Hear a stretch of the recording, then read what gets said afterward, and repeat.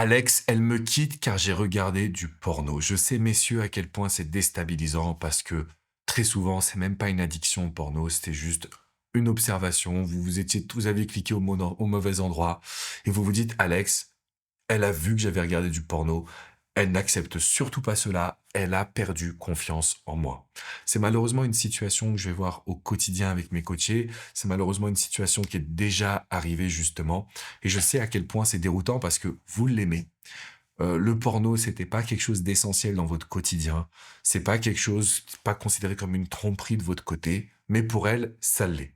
Ça l'est parce que elle a la sensation, pardon, de ne pas vous satisfaire. Elle a la sensation que vous pourriez être intéressé par d'autres femmes. Et puis surtout, elle a la sensation que vous êtes un petit peu dans la perversion au niveau intimité. Si vous êtes là aujourd'hui, je vais vous rassurer, on peut la retrouver. Alors, on peut retrouver son amour, on peut retrouver sa confiance.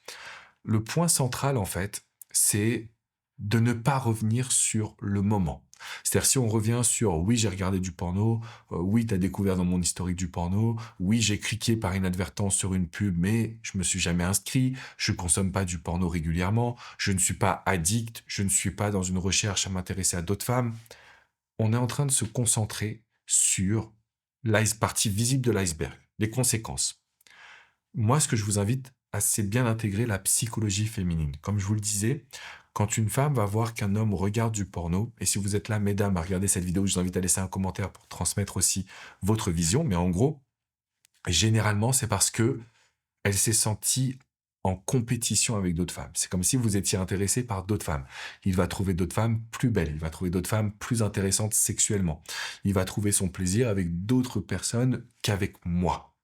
Et ça, il y a une notion de jalousie, il y a une notion de manque de confiance, il y a une notion de trahison qui est très très forte. Ce que vous allez faire en fait, c'est essayer de lui expliquer justement que en regardant du porno, ça va assouvir un besoin de votre côté qu'effectivement vous n'aviez jamais verbalement vocalisé, que vous n'aviez jamais transmis, et qui est la raison de pourquoi finalement vous avez vraiment cette souffrance intérieure. C'est-à-dire qu'en fait, j'aurais dû te parler, j'aurais dû te dire que je regardais cette situation. J'aurais dû te dire qu'il m'est arrivé cette dynamique.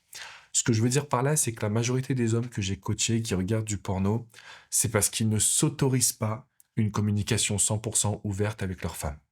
Ils ne s'autorisent pas à pouvoir exprimer leurs besoins, leurs envies, leurs fantasmes pour ne pas blesser la partenaire de vie.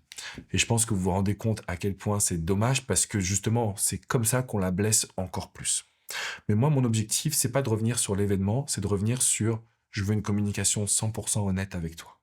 Et dernièrement, donc j'ai eu un de mes coachés qui avait retrouvé justement sa partenaire de vie. Donc ils sont pas mariés, ils se sont retrouvés, enfin ils sont ensemble depuis quelques années, mais ils ont chacun eu 2 mariages précédemment, donc ils se sont dit on va rester copain-copine. Donc ils vivent pas totalement ensemble, mais ils passent des nuits ensemble. Et il me dit, texto littéralement, Alex, j'étais sur un site, j'ai cliqué sur une pub, je suis arrivé sur une pub de sex toys.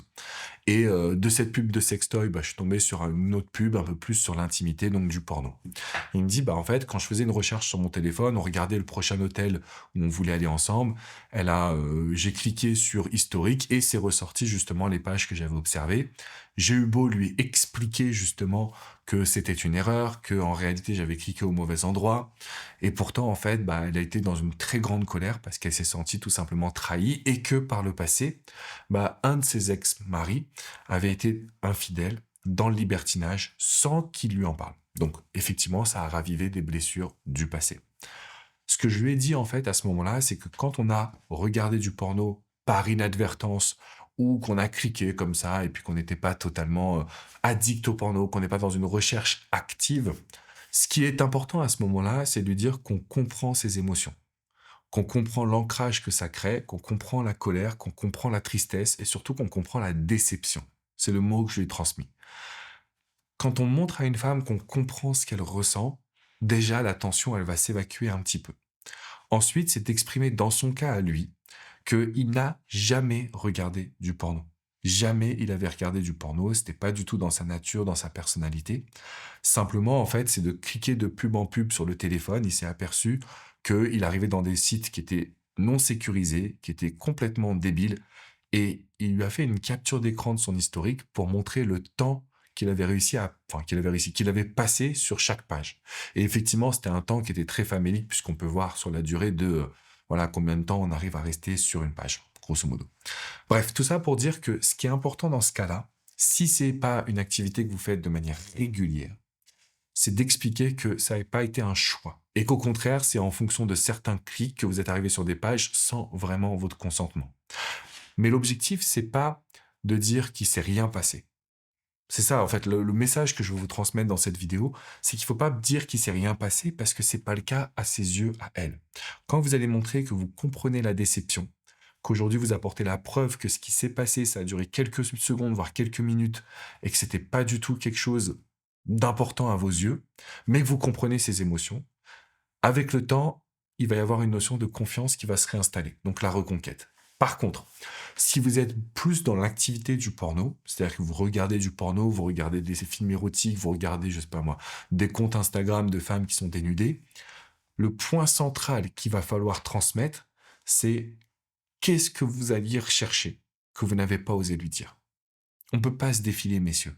On ne peut pas inventer des choses. On ne peut pas essayer de trouver des excuses.